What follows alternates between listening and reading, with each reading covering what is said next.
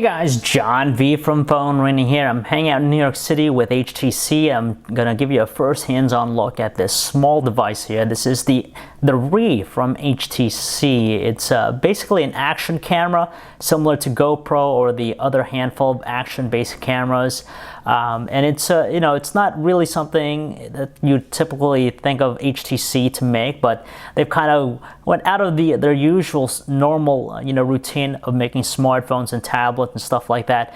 They opted to go with this companion device. Now it's a very simple action camera, a unique design to it, and basically it's there for people who want to take videos, photos of something that has a little bit more action. If they're doing a lot of fitness stuff, if they're doing a lot of biking, if they are swimming, stuff like that, this is something that will appeal to them. It's not as brittle per se as like a smartphone. If you drop it, it's not going to break. It's pretty durable, to tell you the truth, and at the same time it's not bulky compared to a full camera system like a DSLR. So you have this small package that fits in your pocket. Now, design is unique. It kind of looks like a periscope depending on the way you hold it, and the other way it looks like an asthma inhaler, but it's a unique form factor in the way that you hold it like so. You grip it like that, and you could take photos in a way. It could be kind of discreet just because it's in your hand. You just press the shutter key on the top right here,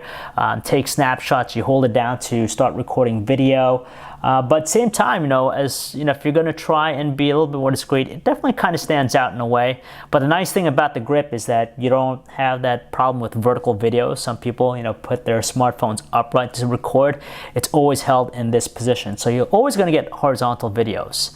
Now, what it features here is I believe it's a 13 megapixel camera in here. I'm going to double check. It's actually a 16 megapixel camera, a CMOS sensor. It has a wide angle, 146 degree lens. Aperture is f2.8. So, pretty good numbers right off the bat. It features also optical image stabilization. So I noticed that in the samples I've taken, I recorded with this. It's pretty steady for the most part, which is nice. So even if you're very shaky your hands, it's pretty smooth when it comes to panning and whatnot. It tops out at 1080p video recording at 30 frames per second, and there's also an alternative 720p slow motion or time-lapse mode that they have. Actually, 720p slow motion video, and they have also a time-lapse mode available with it.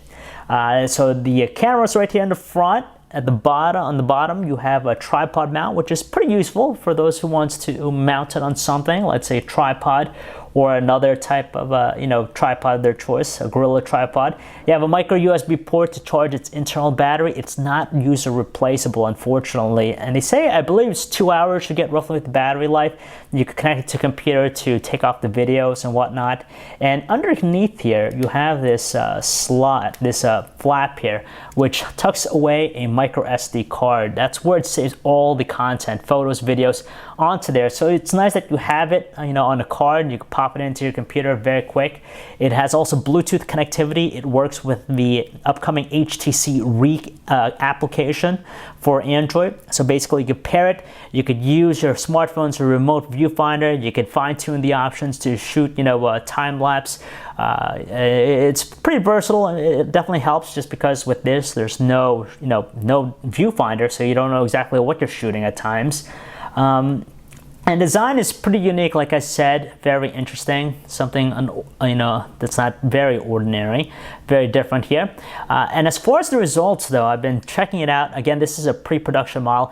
I wasn't too impressed with the results, unfortunately, especially the video. You think for action cameras should have a very sharp-looking thing, but from what I've seen, it was a little bit on the grainy side. And the problem with this too, with especially low lighting performance, it's prone to blurring. It just seems like it's either cranking up the exposure and you have to be very still to take a snapshot. If you're not, it tends to blur it.